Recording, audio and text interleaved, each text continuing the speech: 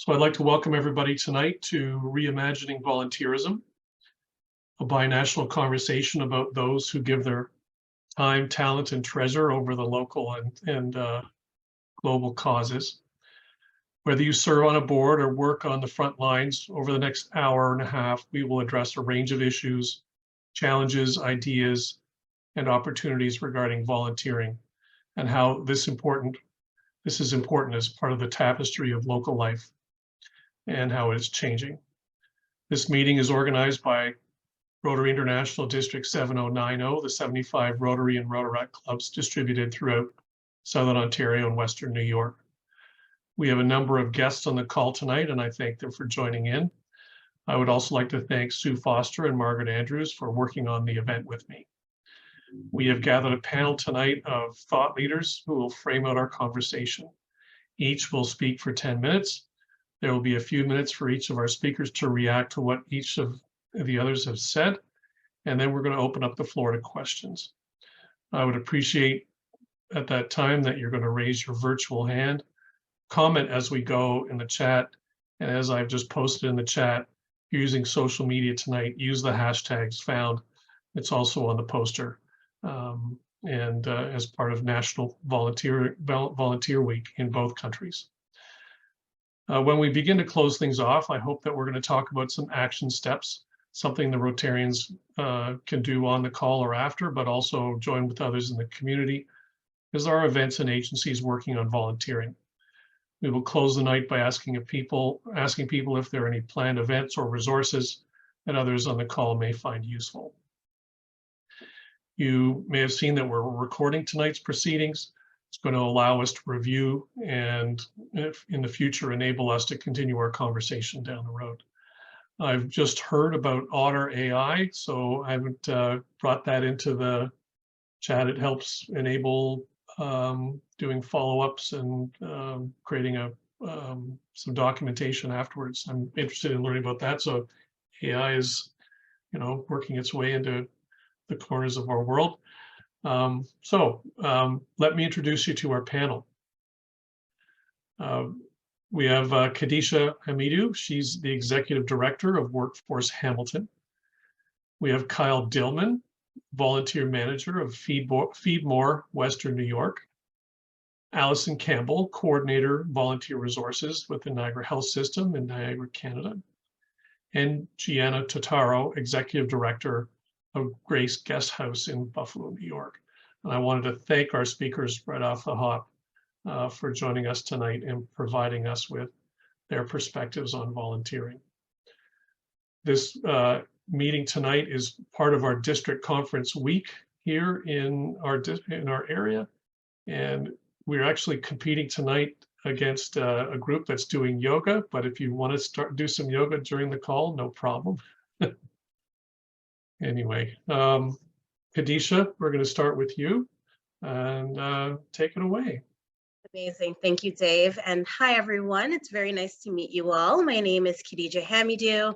I am the Executive Director for Workforce Planning Hamilton. If you're not familiar with the Hamilton region, it is very close by to Niagara. I'm going to say maybe about 45-minute drive.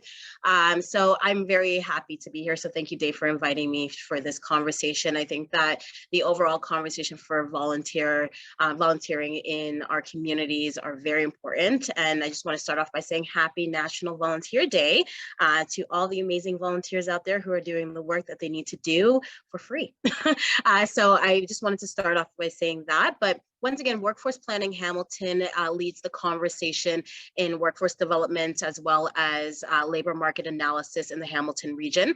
We work with our stakeholders as well as our partners to continuously find different ways to have different career pathways for the Hamiltonians in our community, and being able to try different variations of career pathways and really help with these planning economic solutions in our city. We are funded by the Ministry of Labor Immigration now, actually, it's just been changed. So Ministry of Labor, Immigration, Training and Skills Development. And we do have about 5 to 6 projects, depending on the year, that implement change in our city, revolving around the economy, the labor market as a whole. So when it comes to volunteering, I will be going over a little bit of stats, a little bit of data. So let me know if you need me to slow it down and just do a little bit of a breakdown. But I definitely wanted to start off by saying that within this national range of the volunteering week, we've had about 330,000 volunteers in our province. So this is an amazing number. You can just tell that, as we go back and forth when it comes to the conversation about volunteering, some people may say that, it is starting to die down a little bit, but we see that it's still thriving within our community in different capacities and then within different age groups. So, I had a really great conversation with Dave yesterday, just talking about the different varieties of volunteering from, high school volunteering hours that need to be completed to, being an executive director and wanting to augment our skills and trying different variations of volunteering within different capacities. So, for example, using the board of directors as an example of that. It's something that I didn't even think about within this volunteering role, but it's very important throughout our career pathway as a whole. So it's interesting to see the different variations of volunteering.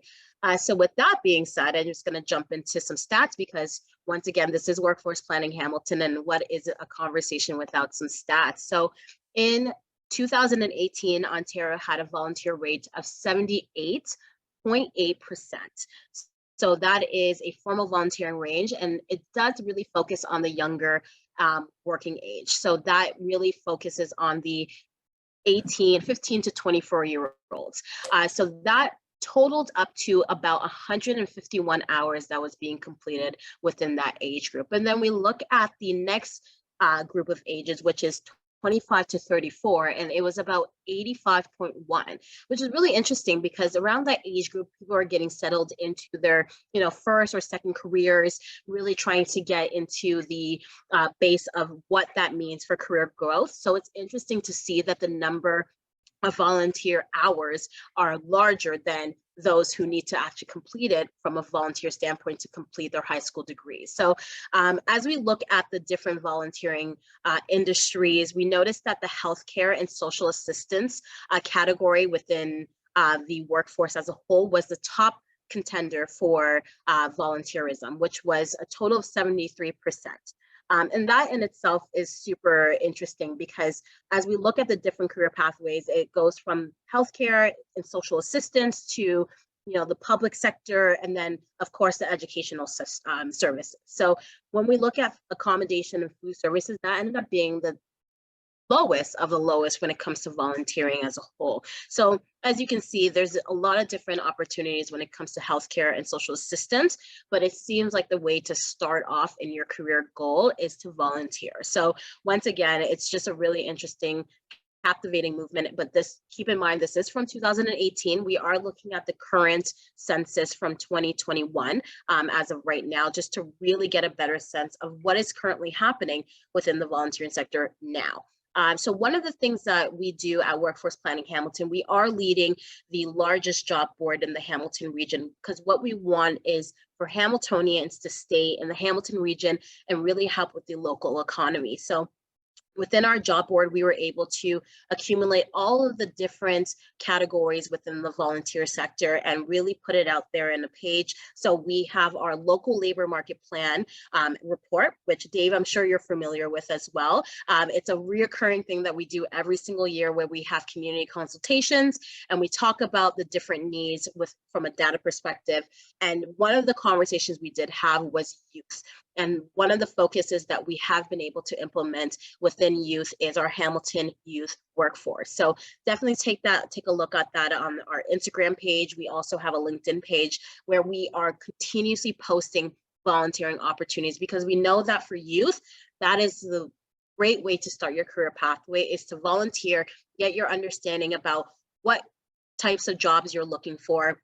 I know when I was in university, that was something that I definitely did, and it led me to where I currently am today. It started in community work, it started in childcare work, and then it really took me into this pathway of career development, as well as community organization and engagement as a whole. So it's really important to really dip your toe into different sectors by volunteering your time and seeing what is of interest to you. So when we were looking at our job board, I was able to pull up some of the stats from our job board to really give a current understanding of where we currently are. And one of the common skills that employers are looking for in their volunteers are included is support, organization, management, communication, and social planning skills. And I thought that those were really great skills to implement when it comes to volunteering, because you're able to support the organization that you are currently working for. You're able to really augment your skills in organization by working with community leaders, working with different companies, different initiatives in the city, and really get those skills augmented. And of course, management. Within that role, you're going in on time. It's still very much a career pathway where you still are working the hours. You still need to come in and be eager to work and support the organization or the company or the business that you're working for. So that was a really great skill to have. And then communication and social planning skills is, of course, one of the top contenders, not only in the volunteering sector, but in the job demand reports as a whole. So what employers are looking for in volunteers is what employers are looking for when it comes to their employees as a whole. So it really goes hand in hand from volunteering into career pathways, into people who are job ready. So from our board, the top 5 employers hiring for volunteers included the Victorian Order of Nurses, which was at 21%, the Amica Nature Lifestyles Inc., which was at 9%, L'Arche Hamilton, also at 9%, and of course the Hamilton Health Sciences, which goes back to the 2018 stats that went into healthcare and social assistance. So you really see that over time, even though, with the changes of COVID, with, 2020 happening, a lot of the themes remain the same, that employers are still looking for people who are loyal, who are willing to learn on the job, and who are willing to give their time to understand the company's mindset, their mission and visions and values, and implement that. And then within the hope is within volunteering, we move into some type of career pathway. So I was really excited to have that conversation with the initiatives that we're doing at Workforce Planning Hamilton and the city of Hamilton as a whole. We are really willing to have these larger conversations about what workforce is and how volunteering ties into workforce as a whole. So I'm once again, I don't want to go too much over time. It's just 10 minutes, but this is kind of a really captivating conversation about volunteering and how important it is for each community to really augment their skills in different capacities when it comes to career pathways. So I'm super excited to be here. I am going to drop in the chat our local labor market plan of 2023, where you'll be able to get a little bit more of an insight of the work that we do, as well as the entire local economy in the Hamilton region. So thank you so much for having me. I will also put my email in the chat. Feel free to reach out to me if you do have any other questions regarding the Hamilton labor market or Ontario as a whole, because that's what we do. And yeah, thank you for having me, Dave.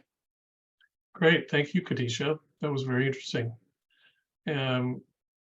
And the next speaker is Kyle Dillman from Feed More Western New York. Kyle. Hello, everyone. Thank you for having me this evening. Definitely happy to be here and just talk with you all. I know, we're all passionate about volunteering, and I think it's a great thing that we need to continue to discuss, as things change. So a little bit about Feed More Western New York. We are actually located in Buffalo. So we are the merger of Meals on Wheels of Western New York and the Food Bank of Western New York. So I'm sure most of you are familiar with, what food banks do, what Meals on Wheels programs do. So we run a home delivered meal service 5 days of the week, Monday through Friday, delivering a hot and cold meal to community members in need. And then on the other end of the spectrum, our food banking side, we are taking in food donations. We receive grants from the government to purchase food, and we have volunteers who come in 5 days a week to sort through all those donated food products, pack them up, and then they go out to our food pantries. So the merger actually happened right at the beginning of 2020, right before the pandemic hit. So, you know, a lot going on, a merger between two organizations, and then, you know, all the chaos of COVID. And, you know, I think honestly, we're still feeling a little bit of that. Here we are 3 years later, and we're still trying to, you know, figure things out. A lot of things that we had planned kind of got put on hold. And we are, you know, trying to get back to some of those things. So overall, our organization, we serve 4 different counties. So we serve Cattaraugus, Chautauqua, Erie County, and Niagara County. And between those 4 counties, we have around 400 partner agencies. So those are food pantries that we work with, soup kitchens, homeless shelters, domestic abuse victim shelters, as well as churches, community centers that assist us with our home delivered meal side of things. So we serve a very, very large population. We deliver or make around 6,000 meals a day for our Meals on Wheels program. And we distribute around 50,000 pounds of food a day, Monday through Friday, through our food banking side. So we are, you know, on average, distributing around 12 million pounds of food a year just through the food banking side. And in fact, during the year 2020, it was a little bit over 17 million pounds of food. So we really reach a large number of people. And with that, we rely on a lot of volunteers. Definitely something we rely heavily on. And we certainly could not reach all the community members that we do without those people who are, you know, so willing to come in and help us on a daily basis. You know, we have our home delivered meals program, and then we have the food banking program. But on top of that, we also have volunteers who assist in our offices, making phone calls to our clients, checking in on them, running our front desk at both of our offices, working in our community garden to help grow produce for our community members as well. Right now, we have around 4,700 active volunteers, and that has grown since, you know, 2020, since COVID. Every year we seem to grow, but we certainly struggle in some areas as well. Specifically, you know, with our home delivered meals program. I think we've noticed a little bit of a decline since COVID and people wanting to maybe interact as much face to face. While we still have a great, you know, volunteer base and a lot of people who are assisting and helping out every day, we definitely have our struggles. We definitely have noticed, you know, people taking a step back after the pandemic, people who are, you know, cutting back on the amount of days that they want to volunteer, or people who are just deciding altogether that it's something they don't want to do anymore. Along with home delivered meals, I think, you know, it's a little bit more difficult to find people who are willing to assist with that program sometimes, because of the fact that our volunteers are having to use their own vehicles, use their own gas. It is something that, you know, requires a specific individual to be able to assist with. So it's definitely, we've noticed some changes with that. I think we have a very broad volunteer base as well. So we have volunteers who are anywhere from 12 years old to, you know, they're retired. They are, we have some volunteers who are in their 80s and 90s. So we work with a lot of different ages. And I think something that we notice too is there's a lot of differences between ages and how they choose to volunteer. So generations, you know, we notice a lot of younger individuals who are in high school and college want to show up for their hours, they get that done, and then they're getting out of there. And then we have some people who are really committed. You know, they may be retired and they're choosing that that's how they want to, you know, spend a lot of their days during the week, is helping out. So I know for us, while we're very, very lucky and we do have a large volunteer base, we're always trying to think of different ways to connect with people. You know, some individuals really respond to recruitment through print and at tabling events and public speaking, while others were really noticing that social media is a big trend, as well as we've been using different volunteer websites. Just like you would go search for a job online, we use a lot of different sites such as Volunteer Match, Volunteer WNY, which is local to Western New York, Idealist, different websites that are helping us to kind of spread the word about our needs and maybe target some other individuals who wouldn't normally just come across our website. As well as, you know, our organization specifically, we are part of a local group. It's called Volunteer Administrators of Western New York. So we've really found a lot of, you know, assistance in meeting with other volunteer administrators, people who are in that field, who are able to bounce ideas off of one another, you know, talk about the difficulties that we're facing, what's working for us, what isn't working for us. And as well as there is an organization called Alive, and that is an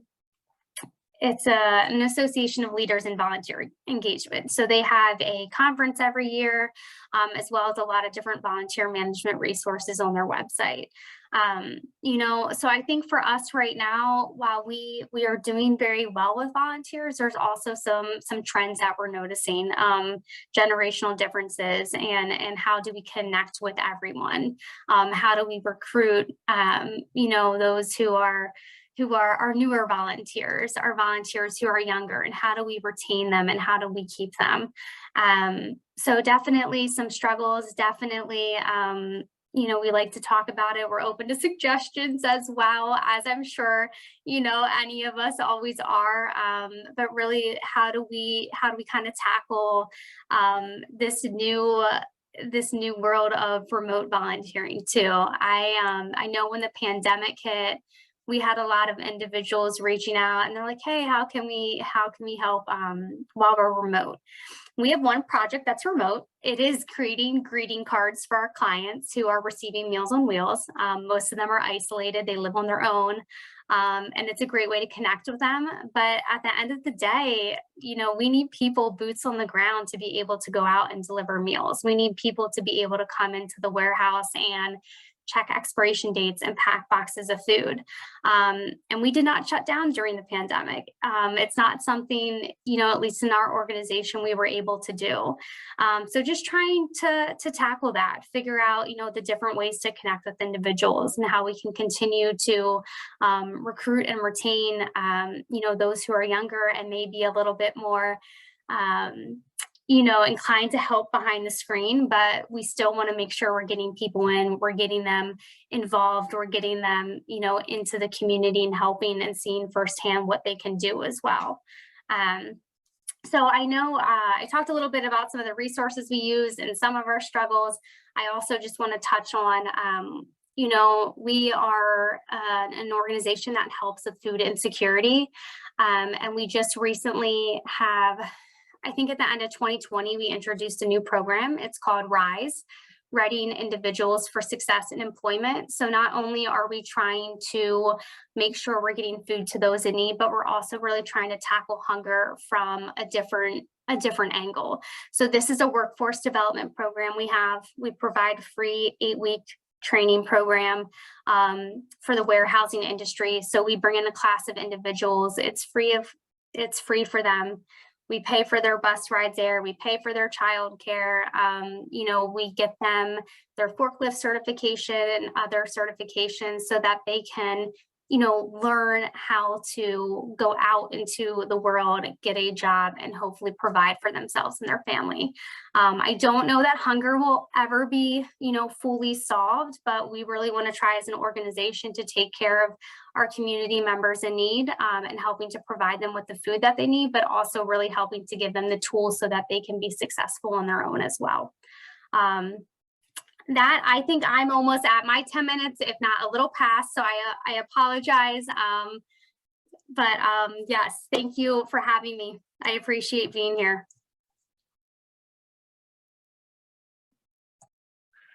Thank you very much for that, Kyle. That was excellent. And now we're going to go to Allison Campbell from the Niagara Health System. Allison. Hi, everyone. Well, I think after Kyle and Khadija, I don't have too much to say. So I should have gone first because they've pretty much, touched on a lot of very similar things. Although we're in sort of somewhat different industries, a lot of the issues and challenges and trends are really relatively similar. So I want to thank you, Dave, for starting this conversation, because I think it's so interesting to have, I know we have it internally, but to have it sort of an external conversation and begin thinking, broader than just our own organizations. I think it's just a really great thing to be doing. So as I said, my name is Allison, and I am a coordinator of volunteer resources at Niagara Health. For those of you who may not know, Niagara Health is a regional hospital system in Ontario. So we have multiple sites and a growing network of community-based and virtual services. And our team is made up of more than 7,300 employees, physicians, volunteers, patient partners who contribute to our purpose of providing extraordinary care in every person, every time. So we provide a full range of acute care hospital services to the residents across Niagara region, in addition to operating one of the most busiest emergency medicine programs in Ontario. We have regional centers of excellence in mental health, addictions, cancer, cardiac, kidney, children's health, and women's and babies care. With the third oldest population in Canada, we also are placing an increased focus on care for older adults. As mentioned, there are few sectors under constant change and evolution like the healthcare system. And we know that creating a healthier Niagara is a collaborative effort. And we know that the most advanced equipment in the world isn't enough. It takes more to put a smile on a lonely face or warm the spirit of someone fighting overwhelming odds. It takes personal and genuine commitment to caring, a true belief that we can really make a difference in people's lives. And it's for that reason that volunteers are such a vital part of our success. So currently, at Niagara Health, we have about 450 active volunteers across all of our sites. Pre-pandemic, we had over 850 volunteers. So I want to talk a little bit about what's sort of happened in the healthcare industry and what we're doing about it, trying to do about it. So first things first is that when the pandemic hit, we put everything on pause. Our volunteer coordinators were reassigned. So although we have full-time volunteer coordinators that support our hospital sites, all of them were reassigned to different roles. So volunteer coordination resources was not happening. Recruitment, retention, everything was put on hold, and we communicated to our volunteers, please stay home. So we almost sort of had to revive everything. And that really only formally started in January of this year.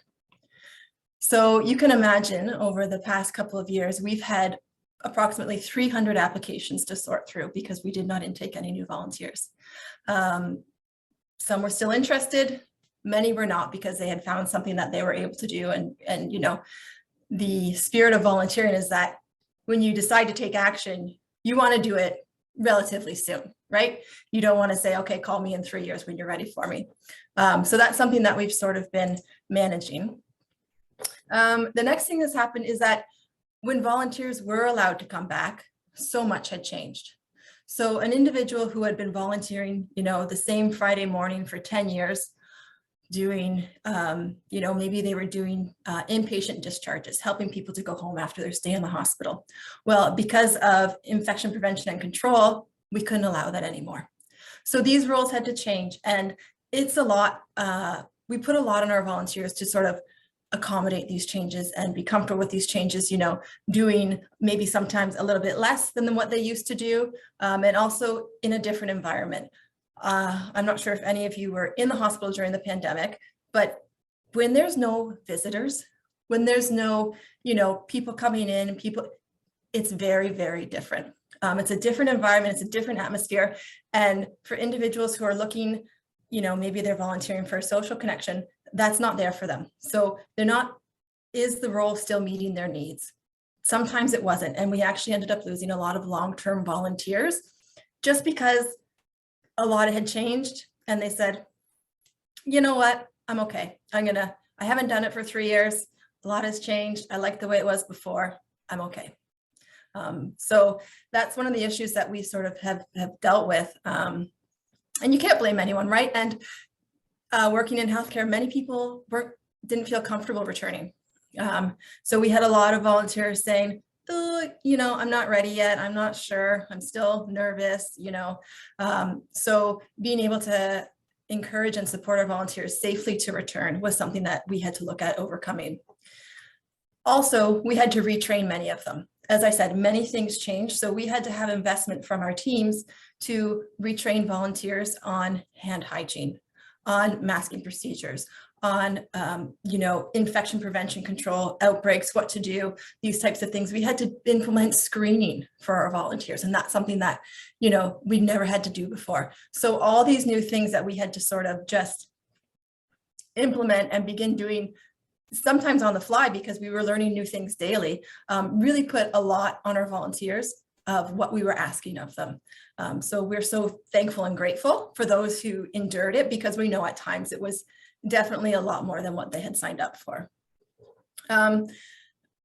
One of the things that we're still dealing with is the change in volunteer roles, what volunteers can and can't do within the healthcare setting.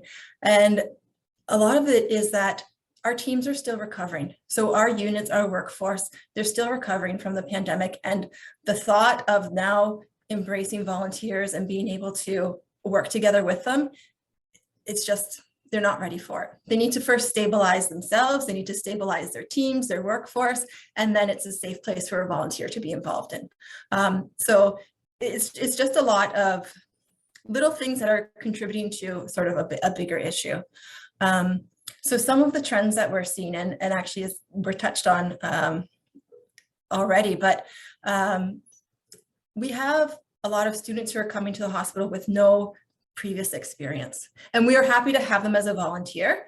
And we understand, in the role of being a volunteer coordinator, you almost have a duty to, support individuals in these opportunities, understanding that it's going to contribute to them long-term. So we have students coming to us who haven't had any real life experience. They haven't been in a crowded room, right? They haven't been in a social setting. They haven't interacted with, individuals of different diverse backgrounds. So we really have to have a lot of onboarding support for our younger volunteers to allow them to be comfortable. And, you see it sometimes where they start and, the previous volunteer training program, we implemented, but then after a first shift, they'd say, it's too much. I'm overwhelmed. There's too much going on. So we've really had to sort of take a little bit more time in the onboarding process, which is an investment. And then, as Kyle mentioned, they don't stay. So we are investing a significant amount of resources to onboard our volunteers and to set them up for success. But then it's really hard, that retention piece, to say, okay, you've got what you came for, but we still really want you to stay.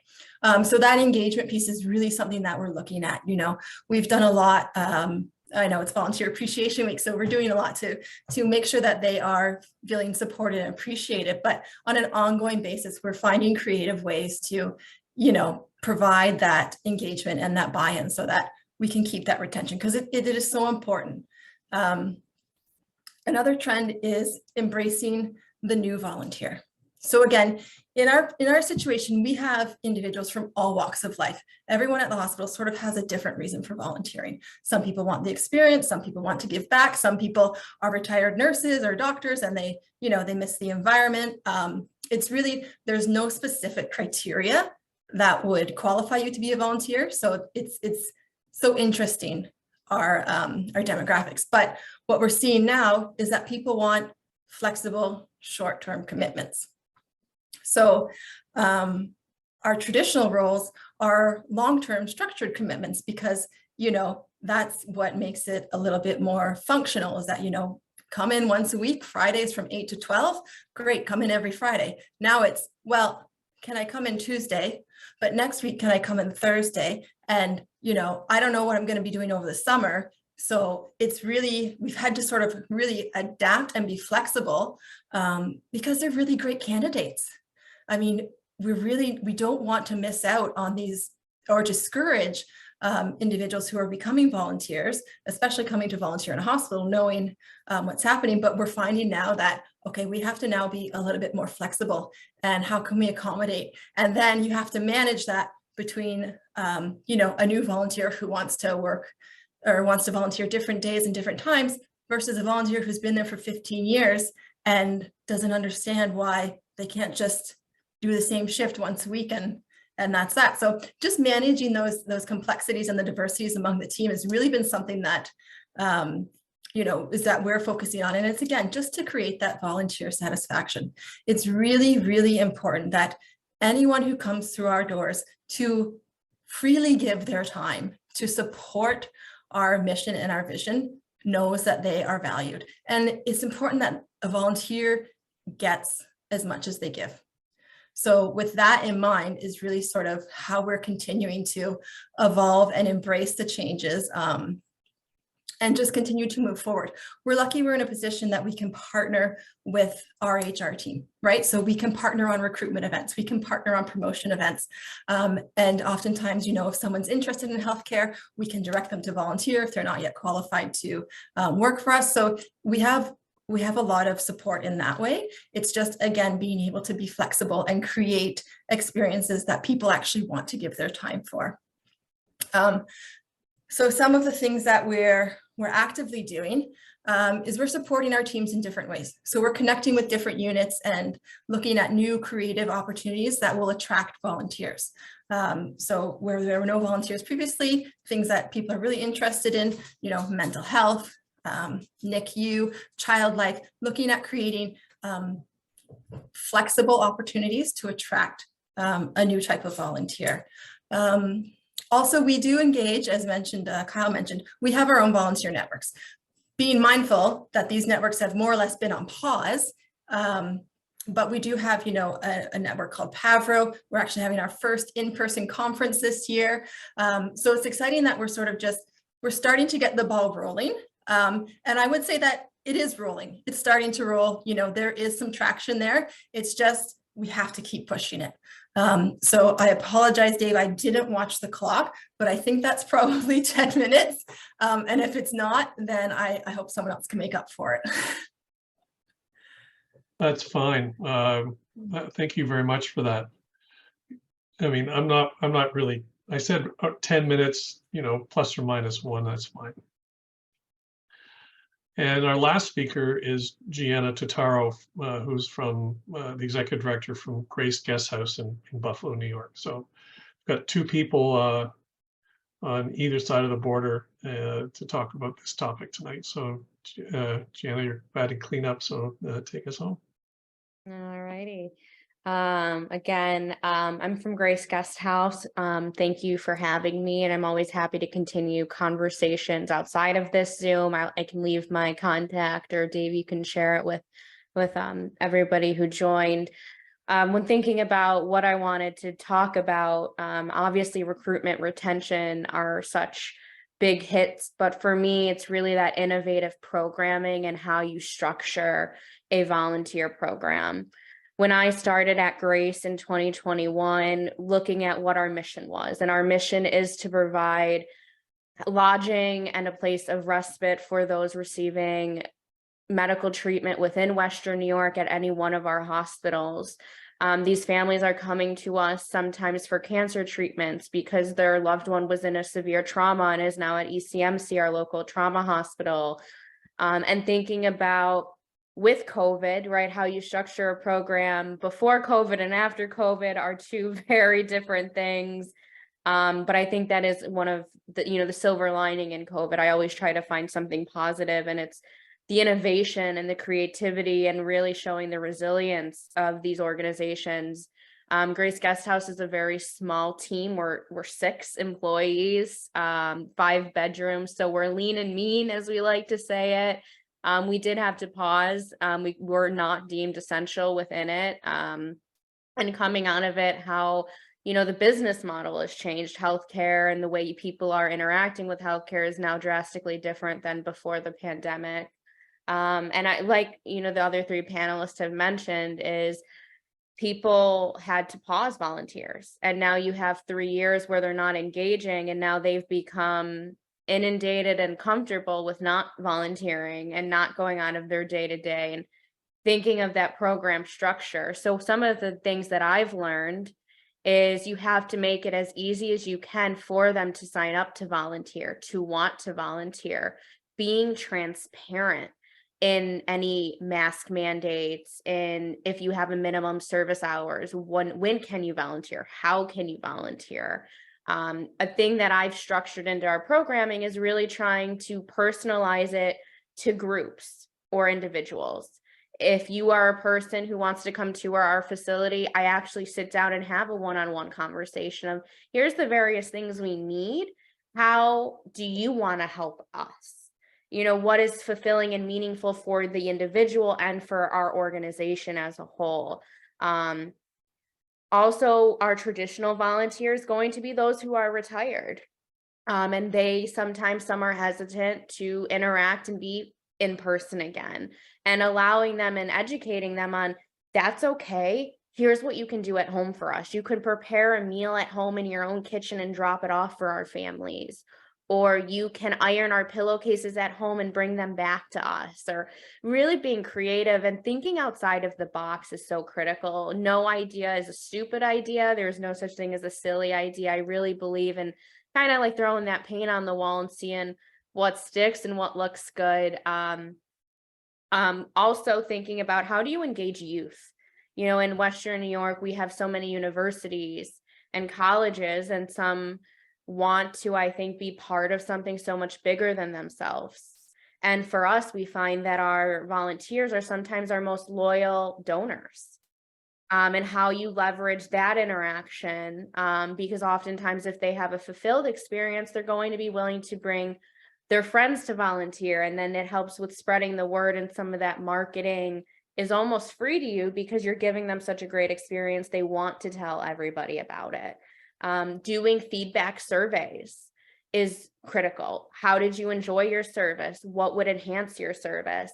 Continually, you know, through mass email, QR codes where they can scan it and fill out a Microsoft form, so you're not paying for printing expenses or mailing expenses. We found out of that a lot of our younger volunteers had a desire to learn more about our organization. And that is why I'm now developing an internship program to help build on career, because that's something that they were like, I love volunteering here, but how do I make this a career? How do I make this a job? I really love what you're doing. And now developing the internship program out of direct feedback, which are going to keep retention really good for youth who now want to enter into that program with us. Also, there are a lot of capacity building efforts in Western New York right now out of COVID. So I always love to partner. I think partnering builds capacities, it builds relationships, it builds networking. So one of the things I've recently started doing is finding organizations and saying, I have X amount of volunteers. You have X amount of volunteers. Let's think about how we can help each other build capacities. And I get a chance to share my mission, and so do you.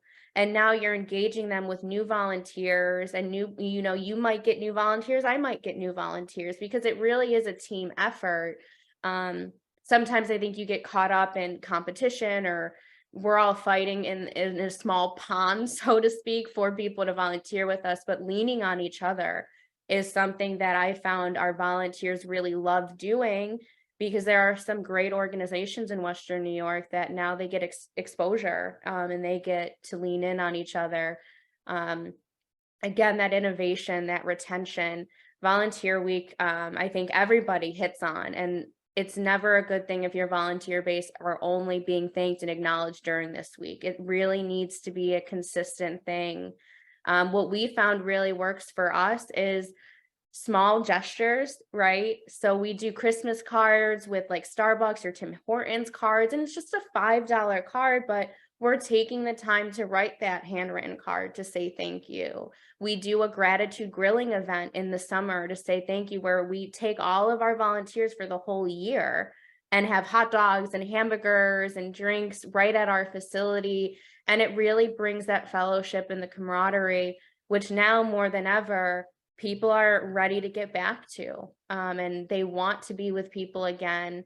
For us, being a healthcare, while we're not a healthcare facility in a traditional, like a hospital, we do house patients. So we do have to pay close attention to COVID rates and infection rates, and knowing when we should be allowing volunteers in and when we can't. And that's tricky in particular to us, because when you're talking about retention and recruitment, there are some times in the fall where we're noticing these skyrocketing trends, and we have to kind of pause, because that is in the best interest of our volunteers.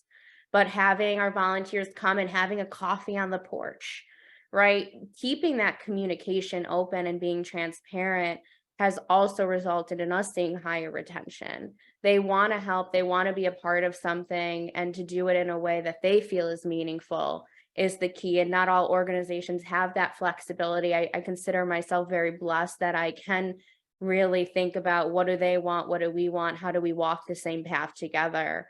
And that's why I think the idea of partnering, doing a day of service, or if I have a really big group coming in, like Independent Health or Micro Ingram, I'm going to say, okay, I could have them do inventory and small stuff, but is that as meaningful? Really knowing what group you're asking to do what is also important in retention. And overall, being innovative, thinking out of the box. Again, there's no bad idea in how we all support and lean on each other. And I think this dialogue is so crucial to have. And I was so excited that you're all having this dialogue, because it's not often we get to do external things. I always talk amongst the team of, what are we doing right? What are we doing wrong? What are we going to change? How do we grow this program? And also now seeking funding from some funders in our local area to say, could you, give us X amount of dollars for this program need, or gratitude grilling, or, swag for our volunteers, and really, again, building that capacity, because we know that we have limits in what our budget can sustain. And now more than ever with inflation, it's becoming increasingly harder for a lot of these smaller nonprofits to stretch the dollar as far as we were able to, maybe 3 years ago. So I'm just very grateful to be a part of this conversation. And I'm, again, happy to talk to anybody offline, kind of about these things.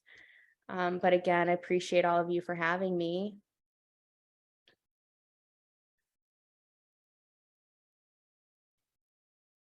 Thanks so much, Gianna. That was excellent.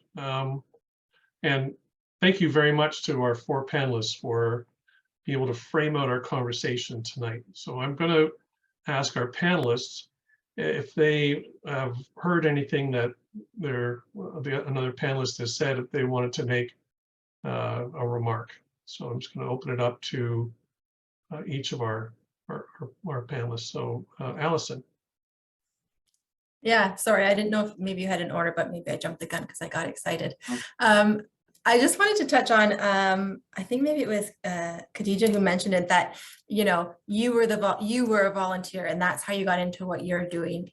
So I think and I'm sure that many of us on this call have a very similar experience. So I think that reminding ourselves of that and hoping to encourage or inspire that, because a lot of people haven't had an opportunity to have volunteer experiences. So now that, things are opening back up again, we're able to expand what volunteers can do and where they can volunteer.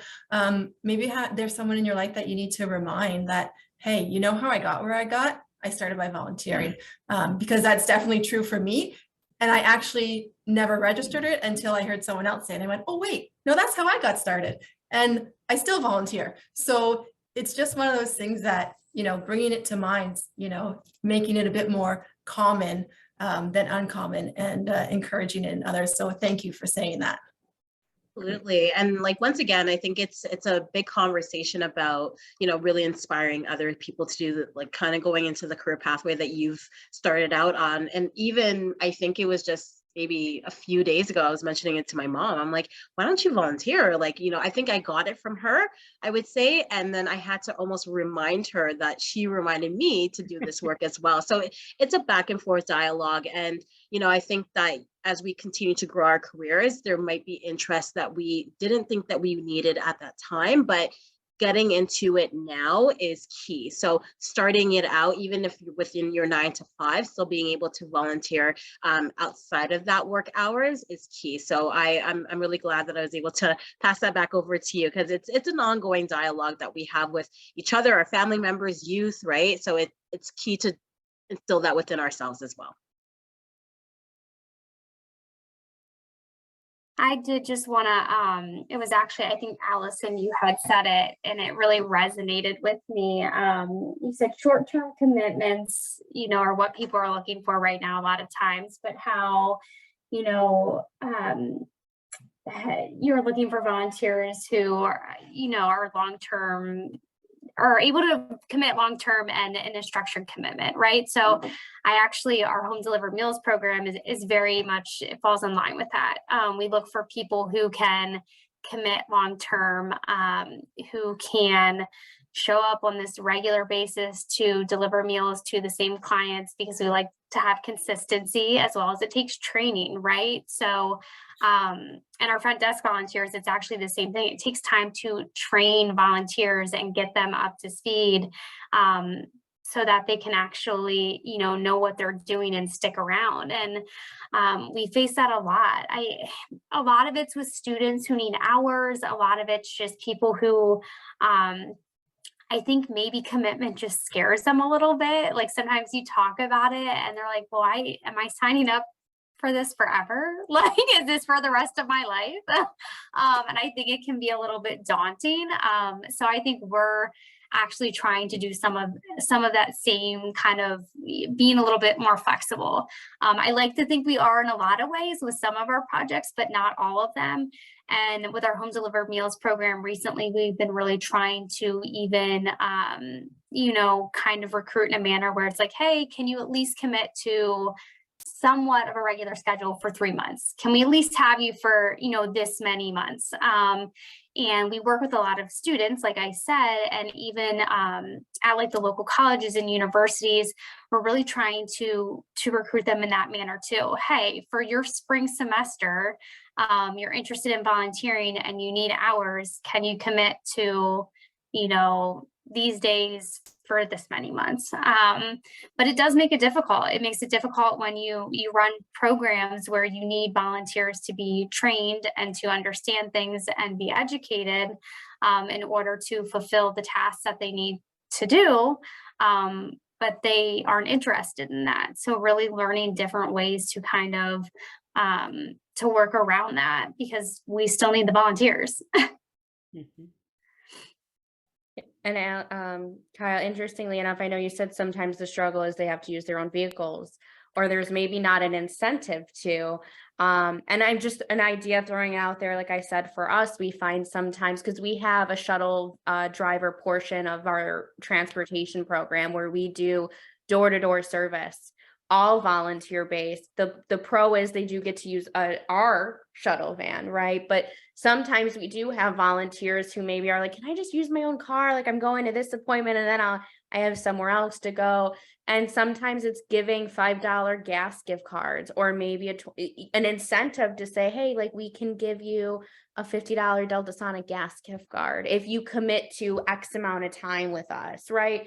I think that a lot of people sign up to volunteer also with a good intention. And then again, that commitment, that follow through isn't always there. And I think that life gets busy and it's going to happen. I don't think we're ever going to maybe solve that.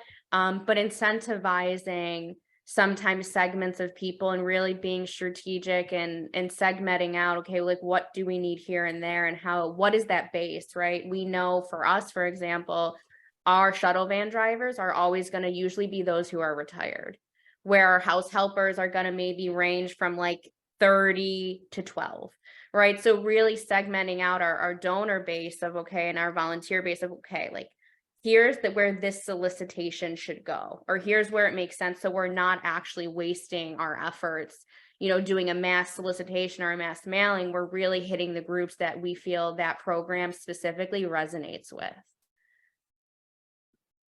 Yeah, absolutely. I think you're definitely right with, a lot of people don't sign up to necessarily, reap gifts or presents or whatever it is, but it's certainly really important when you're talking about retention.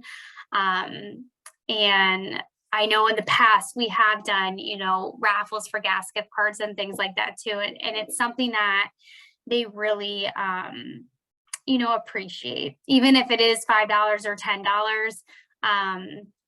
It is something that goes a long way. I know sometimes we struggle with it a little bit because of our volunteer base is so large with our home delivered meals program, that sometimes it's a struggle of what grants can we apply for to, get funding to show our appreciation to. And you'd mentioned earlier actually about handwritten cards. I think that's something that actually goes a very long way too. It's super simple, it's affordable, and it's something that shows your appreciation. And I think it's something that goes a little further than an email or something as well. A little bit more personal. Yeah. It's interesting. There was one, I think when I was volunteering for the board that I'm currently at, I received a handwritten note, and I haven't received one of those in a really long time. And it was during the holiday season. And I still have it till this day, because it just showcased this appreciation that I never thought was there when I was volunteering as a board member, and seeing it come through in the mail with like this nice little gift. It really just reminded me of like the work. I'm like, you know what? They really do appreciate the work that I'm doing. And I appreciate the work that was put into getting, handwriting this note and sending it off. So it's really about those incentive pieces. But when it's genuine and it's, it's heartfelt, it takes it to that next level. So it just showcases how appreciative we are of each other in a different sense that we normally wouldn't, right? Normally it's emails or it's just a card that is already written. So being able to have that handwritten note and seeing their like handwriting and their signature was just really nice. I just wanted to add that to that note. Yeah, and I think also, right, those handwritten cards, those small gestures where it's kind of old school, right? Like it's technology, it's an email, it's a Facebook post, LinkedIn post, but also when your volunteers interact with maybe certain members on your staff, it's always nice to have your board of directors write a thank you, or to come to an event and to market it, because I find that when it's transparent, that's what people crave. They want to know what they're supporting, and it's not that it's the same person every time saying thank you. It's that making sure the thank yous come from the top of your organization down. I definitely think you're right with that. I think that is a huge thing. We have a volunteer team of like 3 staff.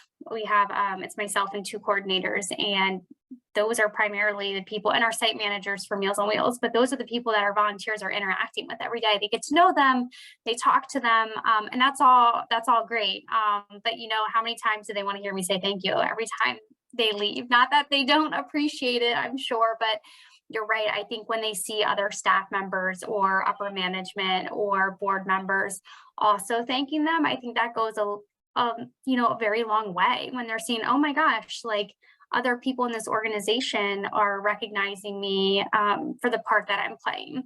So I would definitely agree with that. This is a very interesting conversation. I'm taking a few notes. I'm picking up some tips, so that's really great. I wanted us to open it up to the floor for our audience to put up their virtual hand and ask our panelists some questions, or make a few observations themselves.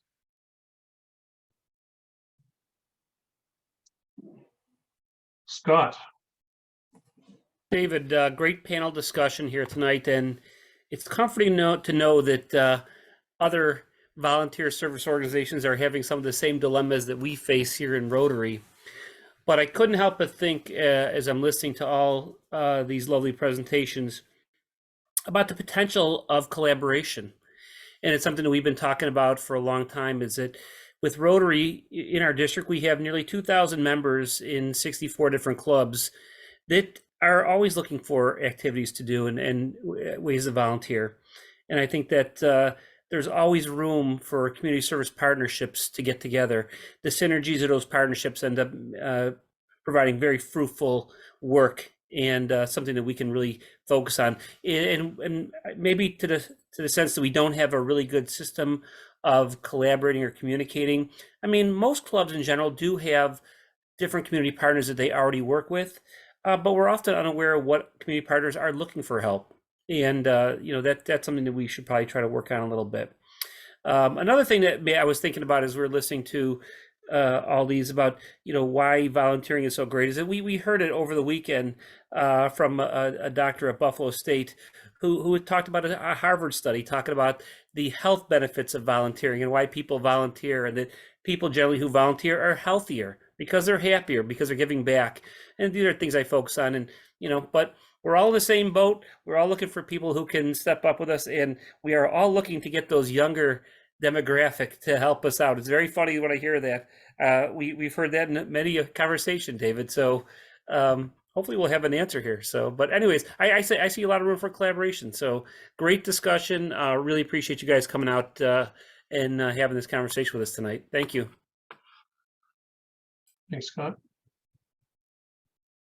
Anybody else have a question for our panelists?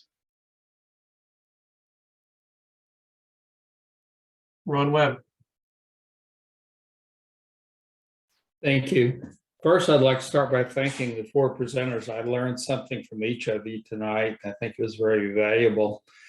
I'm volunteering on a board of a small nonprofit, and I was pulling a lot of the information in. But one of the ways we try to recognize volunteers is if they meet certain thresholds, so many hours of volunteering, we do an annual recognition dinner, and we give them a T-shirt that has the organization's logo on it, but on the back it has basically an ad that other volunteers can see and then get the engagement going to others in the community, and they start talking. But these people are out in the public, and when they're working together, you really can't tell if they're part of a synchronized group without the T-shirts.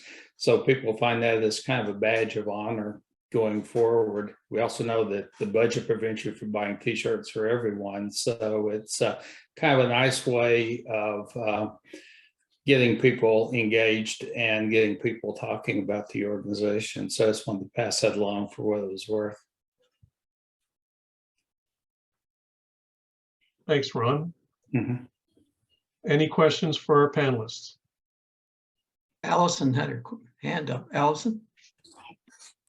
Ron, I just actually wanted to thank you for saying that, because as one of our, new initiatives is actually, we just gave all of our volunteers T-shirts. So honestly, this week, we started Monday, giving them all T-shirts. So as part of their volunteer uniform, we thought, let's do something different. Let's change things up. And the response has been overwhelmingly positive. And our intent was that they would wear them when they're volunteering, but now they're saying, oh, can I wear this out? Can I wear this here? And we're going, yeah, of course you can. Wear it wherever you want. So it's really nice to hear that. It wasn't our intent. It was just to appreciate our volunteers and do something a little bit different. But now, knowing the pride that they have, it's probably something we might do a little bit more often.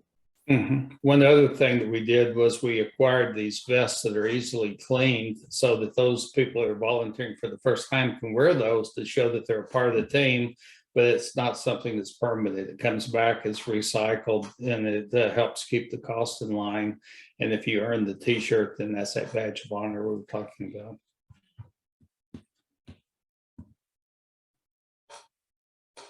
Terry, you have a question? Hey, how are you? As a guest, I did not want to absorb any time, but what an excellent forum this is, Lisa. Thank you. I didn't know quite what to expect, and I actually got a lot more out of it than I thought I was going to. Not that I didn't think I was going to have a good presentation in front of me, but one of the areas that, and I don't know how the demographics and geography works where you are, but in our area, we're also looking to get people who speak 2 languages, and to try and kind of zero in on their, not just in our area, it's a little more Hispanic, Latin languages, Portuguese and Spanish. But in a couple of friends that I'm close with further south, they look for Creole and so on, and whether it's in hotels. And one of the areas that I volunteered in is in human resources, helping people who come in, for example, to hotel, housekeeping or something like that, that truly have very limited language skills, and helping them with the human resources fill out their tax documents, and just as a translator, not as a mitigator of issues or any human resource negotiation, but simply helping them with the onboarding. And I've found that that has been very valuable, and the employee then tends to stay longer because they feel that they weren't just sort of slotted in there to clean guest rooms, that they were treated as somebody of value. So that's my 2 cents. Thank you. Carrie, that's a really great point. We had the exact same conversation when we did have an influx of Syrian refugees coming into the Hamilton area. And we, had an amazing group of volunteers who were speaking Arabic, helping out and really doing the translating and all of that. And now many of them are actually employees to the organizations that they were volunteering at. So it's a really great transition, and it's something that we really appreciate from a volunteering lens going into the workforce, because it wasn't something that we thought we needed until we really, really needed it. And then here we are having a lot of these individuals working full time for these organizations. And still, that was about 5 years ago now, and it's still happening right now as we speak. So yeah, I definitely agree with you, Terry. Yeah, I guess if we tease that apart, I mean, it's good in your volunteer ranks to have a knowledge of what languages everybody speaks, so that if you have a client or person that you're meeting a need for, you can speak to them in their mother tongue. Yeah, we certainly actually have a lot of Spanish speaking clients. So a lot of our home delivered meal volunteers are Spanish speaking. And I mean, I've gone out and delivered to them. So I actually go out and deliver meals a couple times a month as well. And I know a little bit because of, college and high school, but it is something that's very helpful for our volunteers to know. And when they, let us, I think it's actually a question on our registration form. It's something that we can actually, work with and really utilize their skills to, assist with our clients in a way that maybe not everyone can. Our volunteers at our front desk also often, get phone calls from those who are primarily Spanish speaking. So definitely a great point, and something I would love for us too to work on, trying to continue to get volunteers who, can help us and assist with that. Yeah.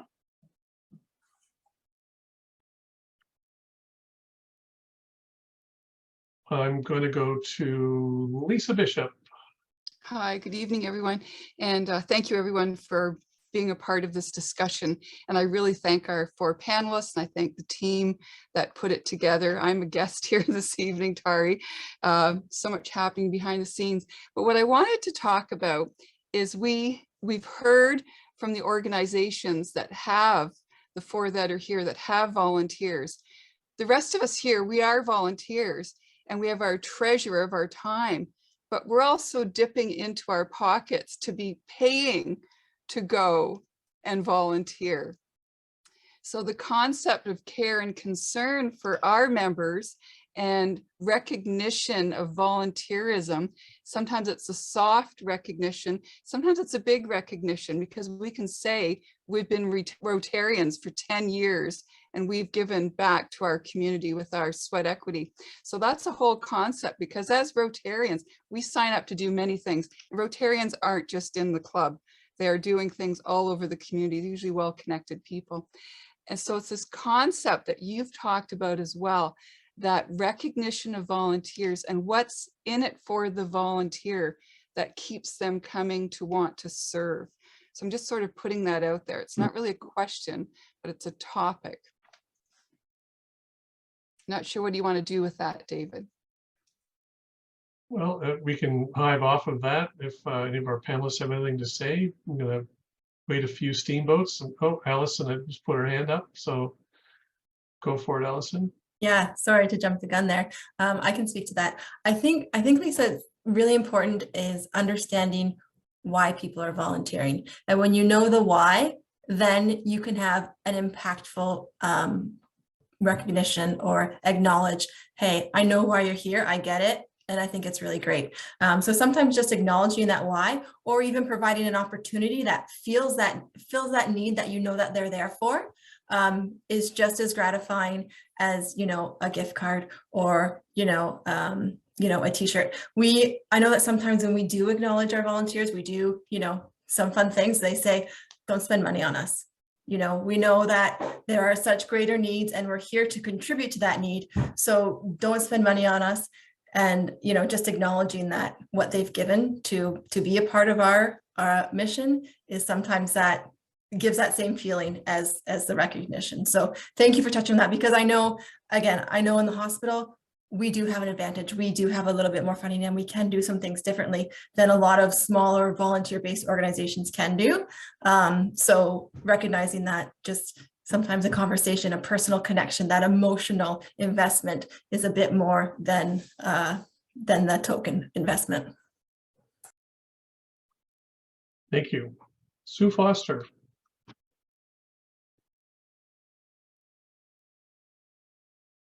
Yeah, so mine is more of an observation. So I can't remember which panelist had talked about it, but they were talking about using their websites and whatever to sort of outline what the actual opportunities are. I'm a real web surfer, and so when I'm looking to help or to volunteer, I kind of would like to know, you know, what do you need me for, and are my talents available? Are the talents that I have, are they usable for your organization? So what our club has done on our website, even though it's a Rotary website, we have volunteer opportunities as one of our things. And you click on that and it's got listed all the different volunteer groups that our Rotary Club has volunteered for or they're interested in, and with links to their websites and whatever else. So if somebody's looking for a volunteer opportunity outside of Rotary and they want to help with another nonprofit, then they have a whole list that they can go through and take a look at and say, oh, that sounds interesting. Maybe I'd like to do something in that. And then, you know, they have the actual link to the website and the contact information so they can actually find out if their talents could be used in that organization. And I think if like talking about collaboration, I think if all of us sort of have those things out there so that people can get interested, and, you know, it may not be to volunteer for a Rotary function, but there's still the volunteerism is happening in an organization in your area.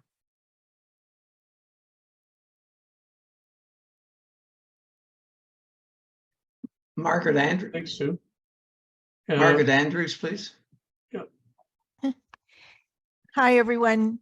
I can't tell you how much I appreciate Kadia, Kyle, and Allison and Jana for your perspectives. It's really, really great to hear people talking from beyond Rotary. We talk a lot among ourselves, and so your input this evening has just been terrific.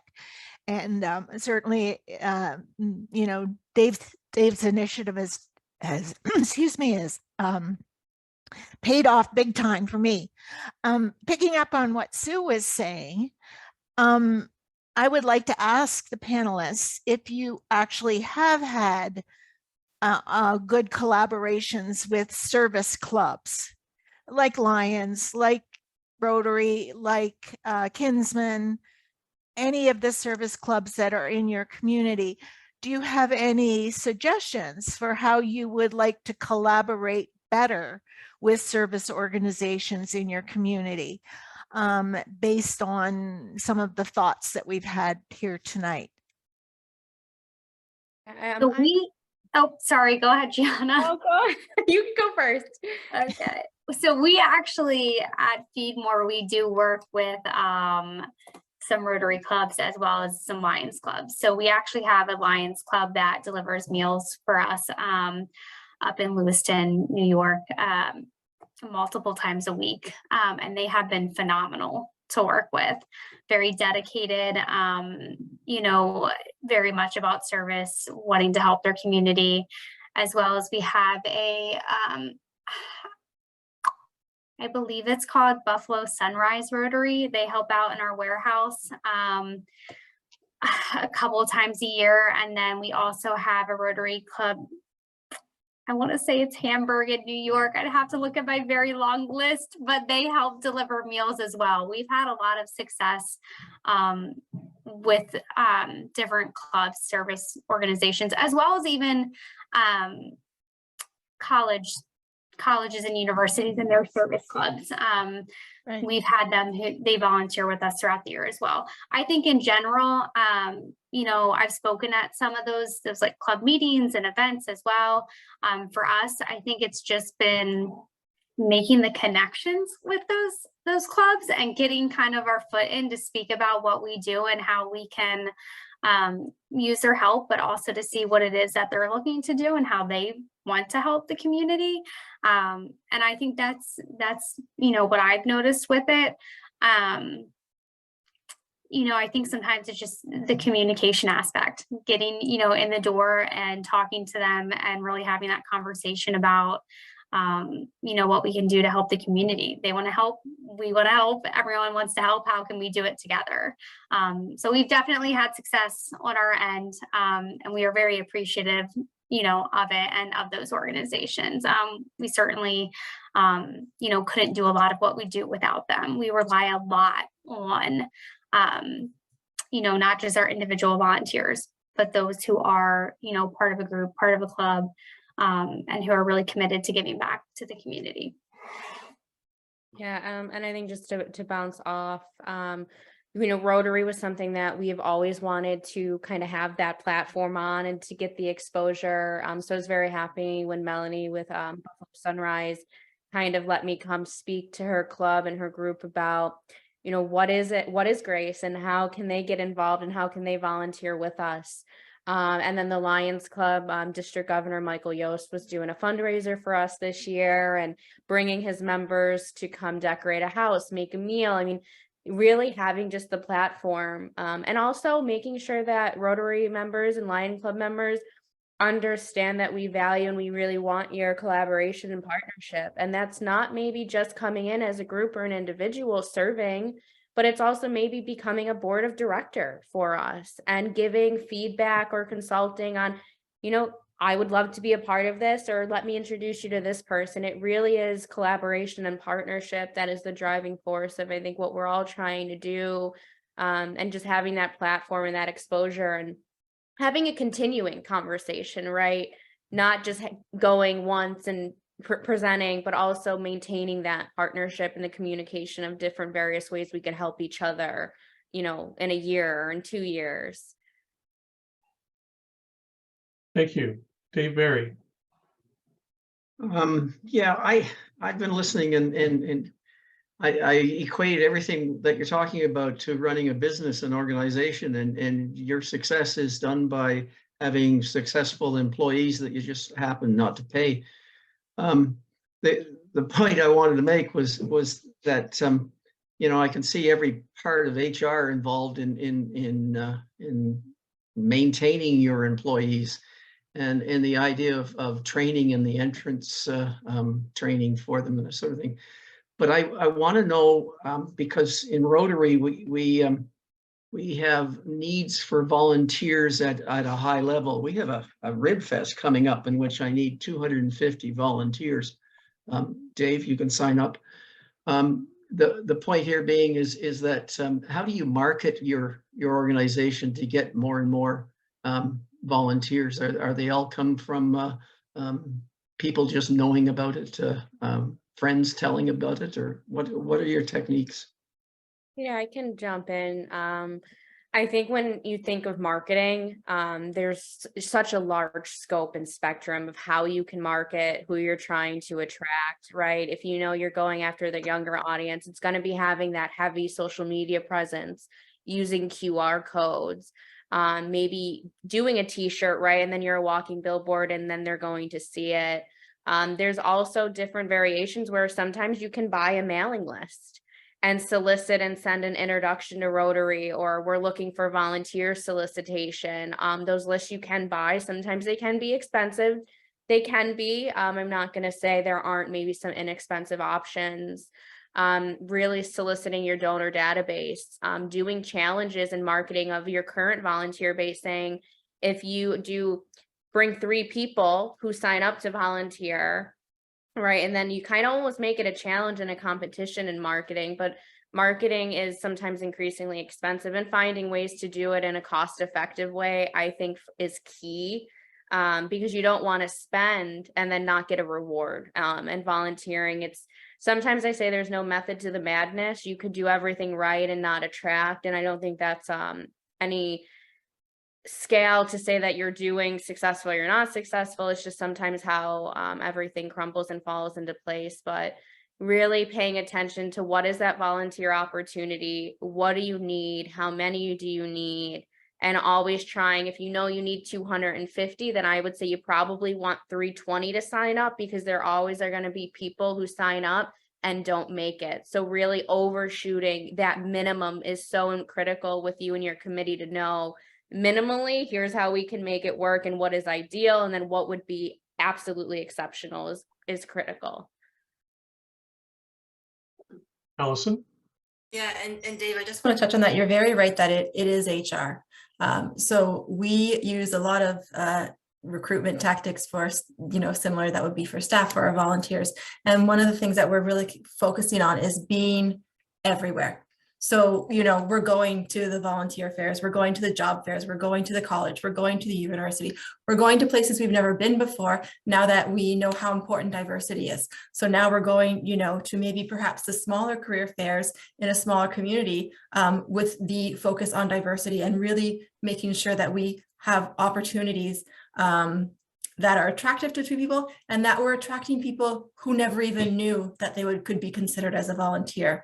So really with being open to anyone and everyone, and encouraging them that, yes, we do have a spot for you, is a great way to, I guess, attract large amounts of people. But also it's really important that you put what they can gain from it. So yes, you're giving back to your community, but what is it that you're going to take away from it? Because the investment of their time, and I think people are learning more and more and more, their time is so valuable.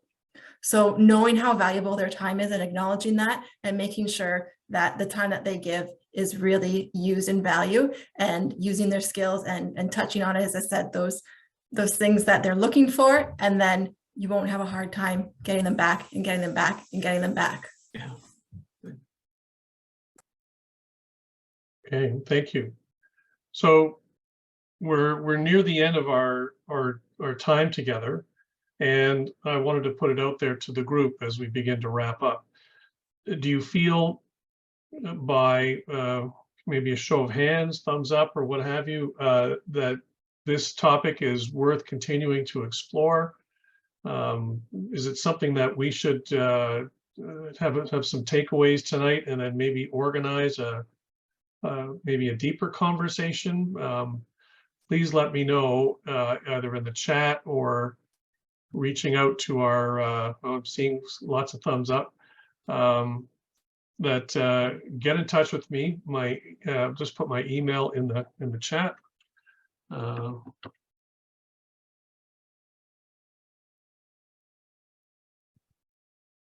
And we can make sure we continue this conversation. However it forms, we could have a similar revisit sometime later on, in a month or two, or in the fall. We could put together a bit of a report from tonight and circulate it, and then continue to have continue to have a conversation. I think a ton of great points were raised tonight. I'm so thankful to the panelists tonight for joining us and volunteering their time as we framed out this conversation. That everybody who's joined the chat tonight, and I hope you got a lot out of it. I think that there are a couple of events that are coming up. I know that the Ontario Volunteer Network, in partnership with Niagara Connects, is putting on a seminar first week of May. It's a get together that the volunteer sector is going to have a conversation about itself.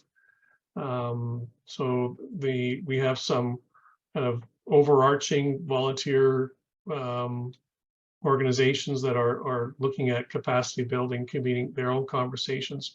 It'll pull in a whole bunch of stakeholders, and be able to, as Rotarians, the Rotarians on the call tonight, leaning in on hearing what other organizations are doing. I think it's an awesome opportunity to identify individuals to come and be guest speakers at our Rotary Club meetings, because then you form different level of appreciation for a lot of the hard work that's going out there in the nonprofit sector and amongst the organizations that serve. Anybody else have any concluding remarks they wanted to state? Events or activities that they're aware of that they want to be able to put out there to share with the group? Okay, seeing none. Thank you very much. If you were a guest on the call tonight, thank you very much for attending. I'd love to hear some feedback from you about tonight's session. I know that we are within our district conference week, and as it falls with National Volunteer Week, we've got some events happening. I know many Rotary clubs across our district in upstate New York and our area of Ontario are working on doing an Earth Day cleanup of the local environment. It's always another area in the nonprofit sector to work with some of the green groups. And as we move on to other activities later on in the Rotary year, if you're a guest, you're welcome to look at rotary7090.org, which is our website, our umbrella website it's our district website. And a number of events will be listed there too. So, and I think what the comment was raised tonight, we're serious about the volunteer work we do. We loved having fun, and we love helping out other organizations outside of Rotary. I know I sit on the Alzheimer's Foundation board in Niagara, and I was kind of dragooned in there by one of my fellow Rotarian, but I didn't fight too hard. So it's always good to help other organizations too. So thank you so much again. I'm just going to thank the group again for joining with us tonight. I'm going to end the call. I'm going to stop recording, and just join me in a round of applause for our presenters. And by all means, if you want to reach out to anybody on the call tonight, please let me know, and I'd be more than happy to make the connections.